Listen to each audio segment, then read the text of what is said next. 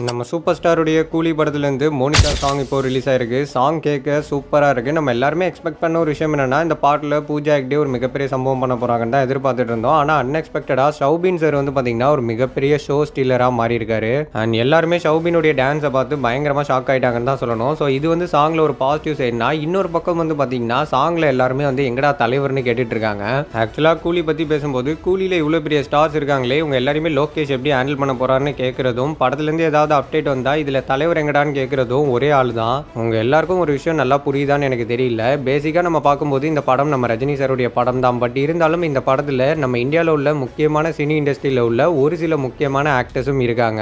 And அவங்களுக்குன்னு ஒரு set of fans இருக்காங்க. அவங்க இந்த படத்துல இவங்களுடைய கேரக்டர்ஸ் எப்படி இருக்க போகுதுன்னு பார்க்கறதுக்காக பயங்கர எக்ஸைட்மெண்ட்டோட வெயிட் பண்ணிட்டு இருக்காங்க. அப்படி இருக்கும்போது குறைஞ்சது இந்த படத்துல அவங்களுடைய ஸ்கிரீன் டைம் வந்து ஒரு 20 மினிட்ஸாவது இருக்கணும். ஸோ இந்த 20 நிமிஷம் ஸ்கிரீன் டைம்ல அவங்க நடந்துகிட்டும் பேசிக்கிட்டும் போறதுல எந்த ஒரு பிரயோஜனமும் கிடையாது. படம் முடிஞ்சு வெளியில் வரப்போ எல்லா கேரக்டர்ஸுடைய ஸ்க்ரீன் டைம்லையும் அட்லீஸ்ட் ஒரு சீனாவது மனசில் நிற்கிற மாதிரி இருக்கணும். அப்போ தான் இந்த படம் பெரிய லெவலில் பேசப்படும். அண்ட் இதுக்கு ஒரு பெஸ்ட்டான எக்ஸாம்பிள் சொல்லலாம்னா நம்ம ஜெயிலர் படத்தையே சொல்லலாம். ஜெயிலரில் நெல்சன் வந்து சிவராஜ்குமார் சாரையும் மோகன்லால் சாரையும் ரொம்ப கரெக்டாக யூஸ் பண்ணியிருப்பாரு. அண்ட் அந்த ரெண்டு கேரக்டர்ஸுமே படத்தில் வந்து அதிகபட்சம் 10 நிமிஷம் தான் வருவாங்க. பட் அவங்க வர சீன்ஸ் எல்லாமே வந்து சரவெடியாக இருக்கும், மைண்டில் நிற்கிற மாதிரி இருக்கும். அதே மாதிரியான ஒரு விஷயத்தை கூலியில் பண்ணால் மட்டும்தான் கூலி வந்து ஒரு மிகப்பெரிய பிளாக் பஸ்டர் படமாக மாறும். ஆக்சுவலாக இந்த மாதிரியான ஒரு விஷயத்தை நம்ம லோகேஷால் ரொம்ப ஈஸியாகவே பண்ண முடியும். ஏன்னா விக்ரம் படத்தில் ஆல்ரெடி இதை வந்து ப்ரூவ் பண்ணி காமிச்சிட்டாரு. பட் நம்ம இப்போ பண்ண வேண்டியது எல்லாமே ஒரே ஒரு விஷயம் தான். நம்ம எல்லாருமே இதை வந்து ரஜினி சார் படமாக பார்க்காம லோகேஷுடைய டைரக்ஷனில் ரஜினி சார் நடிக்கிற படமாக பார்த்தாலே போதும். ஏன்னா நம்ம இப்போ விக்ரம் படத்தெல்லாம் எடுத்துக்கிட்டோம்னா அந்த படத்துடைய ஹீரோவா கமல் சார் இருந்தாலும் அந்த படத்துடைய ஃபர்ஸ்ட் ஹாஃப்ல வந்து அவர் குறைஞ்சது ஒரு 10 நிமிஷம் தான் வருவார். பட் அவர் இல்லைனாலுமே அமர் அப்படின்ற ஒரு கேரக்டரை வச்சுக்கிட்டு லோகேஷ் வந்து ஸ்டோரியை பயங்கரமாக மூவ் பண்ணுவார். ஏன்னா இப்போ விக்ரம் படத்தை எடுத்துக்கிட்டோம்னா அதில் வர அமர், ரோலெக்ஸ் அண்ட் சந்தனம் கேரக்டர்லாம் தாண்டி ஒரு சில சின்ன சின்ன கேரக்டர்ஸுமே நம்ம மைண்டில் நிற்கிற மாதிரி இருந்தது. உதாரணத்துக்கு அந்த ஏஜென்ட் டீனா கேரக்டர்லாம் சொல்லலாம். அந்த மாதிரியான ஒரு விஷயத்தை தான் இங்கே கூலிலையுமே லோகேஷ் வந்து பண்ணி ஆகணும். ஸோ விக்ரம்ல நம்ம கமல் சார் லோகேஷ்க்கு எந்த அளவுக்கு ஸ்பேஸ் கொடுத்துருக்காரோ அதே மாதிரியான ஒரு விஷயத்தை தான் கூலியில் நம்ம ரஜினி சார் பண்ணியிருக்காருன்னு நினைக்கிறேன். அது இந்த மோனிகா சாங் பார்க்கும்போது நல்லாவே தெரியுது. ஏன்னா நம்ம எல்லாருமே யோசிச்ச ஒரு விஷயம் என்னன்னா, படத்தில் இவ்வளோ கேரக்டர்ஸ் இருக்கும்போது லோகேஷ் எப்படி இவங்க எல்லாருமே கரெக்டாக ஹேண்டில் பண்ணுவாருன்ற டவுட் வந்து நம்ம எல்லாருக்குள்ளேயுமே இருந்தது. பட் இப்போ ஷௌபின்காக ஒரு சாங் வைக்கும்போது கண்டிப்பாக படத்தில் உள்ள எல்லா கேரக்டர்ஸுமே ஒரு பயங்கரமாக காட்டுவாருன்ற கான்ஃபிடென்ட் தான் இன்னும் அதிகமாகிருக்கு. அண்ட் நான் உங்க எல்லார்கிட்டையுமே வைக்கிற ஒரு சின்ன ரெக்வஸ்ட் என்னன்னா, நீங்கள் இந்த படம் பார்க்குற பெர்ஸ்பெக்டிவாக மாற்றிக்கோங்க. ஆக்சுவலாக நீங்கள் இதை ரஜினி சார் படமாக பார்க்காம லோகேஷுடைய படமாக பார்க்கும்போது கண்டிப்பாக இந்த படம் எப்படி இருந்தாலும் உங்களை பெரிய லெவலில் சாட்டிஸ்ஃபேக்ஷன் பண்ணிடும். ஸோ மேக்ஸிமம் எல்லாருமே இந்த படம் வந்து எல்சியூக்குள்ளே வரதுக்கான சான்சஸ் அதிகமாக இருக்குன்ற மாதிரி தான் சோஷியல் மீடியாவில் நியூஸ் எல்லாத்தையுமே வந்து ஸ்ப்ரெட் பண்ணிட்டு இருக்காங்க. இன்க்ளூடிங் நானுமே வந்து பார்த்தீங்கன்னா 2-3 வீடியோஸ் அந்த மாதிரி தான் வந்து பண்ணியிருந்தேன். ஏன்னா இப்போ கூட பாருங்கள் மோனிகா சாங்கில் அந்த கேக் மேலே ரோலெக்ஸுடைய கத்தி, அதை தாண்டி கைதியில் வந்த 2 அடியாளுங்க இந்த சாங்லேயுமே இருக்காங்க. அதனால கூலி வந்து கைதிக்கு முன்னாடி நடந்த ஒரு ஸ்டோரியாக இருக்குமோன்னு சொல்லிட்டு சோஷியல் மீடியாவில் டாக்ஸ் எல்லாமே பயங்கர ஹெவியாக போயிட்டு இருக்கு. ஆக்சுவலாக நான் ஏற்கனவே ஒரு வீடியோவில் சொல்லியிருந்தேன், இந்த படத்துடைய ரிலீஸ் நெருங்க இந்த படத்துலேருந்து வர எல்லா அப்டேட்ஸையுமே டீகோடிங் பண்ணுறன்ற பேரில் எதையாச்சும் ஒன்று சொல்லிட்டு தான் இருக்க போகிறாங்க. அண்ட் யூடியூபர்ஸான நாங்கள் எல்லாருமே இந்த மாதிரி பண்ணுறதுக்கான காரணம் வந்து லோக்கி ப்ரோ தான். ஏன்னா அவரை நம்ப முடியாது. ஸோ இந்த மாதிரி பண்ணக்கூடிய ஆள் தான். கடைசி வரைக்கும் இல்லைன்னு சொல்லிட்டு சர்ப்ரைஸாக இந்த படத்தை எல்சியூக்குள்ளே எடுத்துகிட்டு வரதுக்கான வாய்ப்புகளும் இருக்குது. அண்ட் இந்த எல்சியூ ஸ்டாண்ட் லோன் இது எல்லாத்தையுமே தாண்டி படத்துடைய சக்ஸஸ்க்கு ரன் டைம் வந்து ரொம்ப ரொம்ப முக்கியம். அதுலேயும் குறிப்பாக நம்ம தமிழ் ஆடியன்ஸ் வந்து பார்த்தீங்கன்னா ரீசெண்ட் இயர்ஸில் இந்த 3 மணி நேரத்துக்கு மேலே இருக்கக்கூடிய படங்கள் எல்லாம் பார்க்கறதுக்கு தேட்டர் பக்கம் போகிறதே கிடையாது.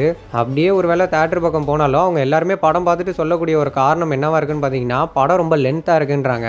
ஏன்டா நீங்கள் எல்லாருமே அந்த படம் 3 மணி நேரம் இருக்குன்றது தெரிஞ்சு தான் போய் படமே பார்க்குறீங்க.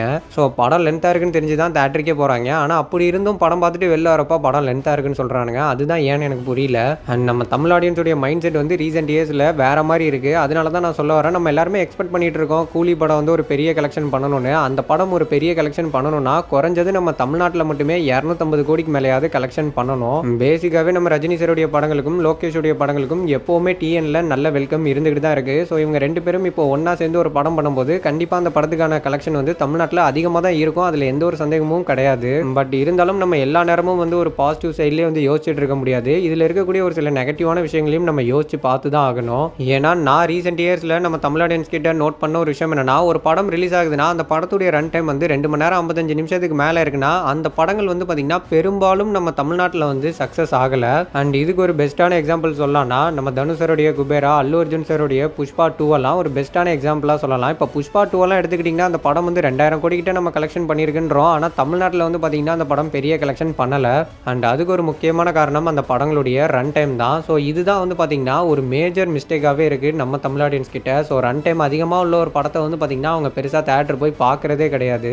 அப்படியே ஒருவேளை அவங்க படம் பார்க்க தேட்டர் பக்கம் வந்தாலும் அந்த படத்துக்கு வந்து ஒரு மாதிரி மிக்சடான ரிவ்யூஸ் தான் கொடுக்குறாங்க. அதுக்கு ஒரு எக்ஸாம்பிளாக நம்ம தளபதியுடைய கோட்டே சொல்லலாம். ஏன்னா கோட்டுடைய ரன் டைம்லாம் 3 மணி நேரத்துக்கு மேலே.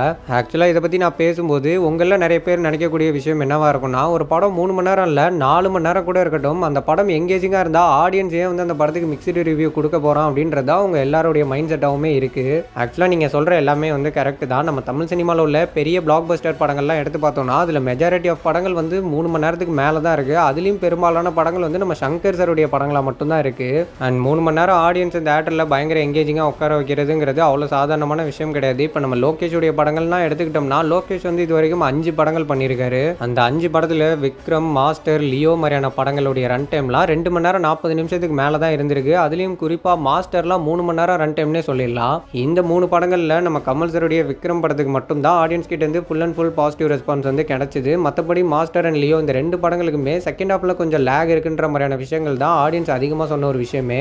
அதனால கூலியுடைய ரன் டைம் வந்து 2 hours 50 minutes இருந்துச்சுன்னா இன்னும் கொஞ்சம் பெட்டராக இருக்கும். இப்போ லியோட ரன் டைமே எடுத்துக்கிட்டா 2 மணி நேரம் 44 நிமிஷம் தான். ஸோ படம் வந்து 3 மணி நேரம் கூட இருக்கலாம், தப்பு கிடையாது. நீங்கள் எந்த மாதிரியான ஸ்க்ரீன் ப்ளே பண்ண போறீங்கிறதுல தான் உங்கள் படத்துடைய சக்ஸஸ் இருக்குது. ஸோ என்னை பொறுத்த வரைக்கும் லியோவில் பண்ண தப்ப லோகேஷ் வந்து இங்கே கூலியில் பண்ணுறதுக்கான வாய்ப்புகள் வந்து கிடையவே கிடையாது. அண்ட் வெயிட் பண்ணி பார்க்கலாம் கூலியுடைய ரன் டைம் எவ்வளோ மணி நேரம் இருக்க போகுது, அண்ட் கூலியிலேருந்து அடுத்தடுத்து வரப்போகிற அப்டேட்லாம் இந்த படத்துக்கான எக்ஸ்பெக்டேஷனை எந்த அளவுக்கு ஏற்றி விட போகுதுன்னு.